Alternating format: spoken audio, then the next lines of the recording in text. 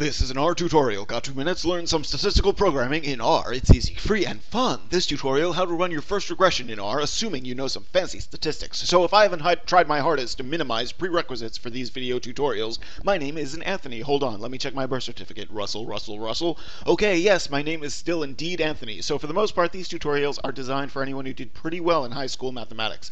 But this video requires you've had some exposure to a regression before. If you want to learn how regression lines work, check out the Khan Academy video link at the bottom of this video.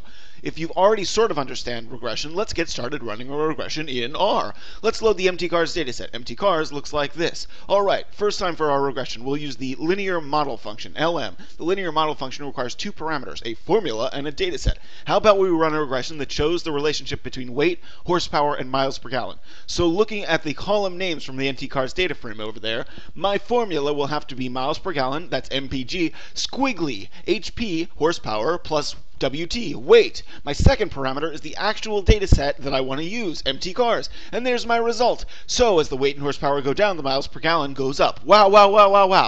Now, if I didn't want to specify the data parameter in the function call, I could have just referred to each of the unique columns in the mtcars data frame like this, with the $ stuff. And this LM function call will work just the same. Hooray! Alright, that function was pretty complicated. Let's make the formula even less complicated, okay? Let's just look at the relationship between miles per gallon and horsepower in this data set. And now let's save that result into a variable. How about x? I like x. And hey, we can plot these results pretty easily. If you have trouble with this next step, check out the tutorial titled How to Graph Simple Plots and Make Scatter Plots in R. This command plots horsepower on the x-axis and miles per gallon on the y-axis. Then this command plots the regression line directly onto the plot.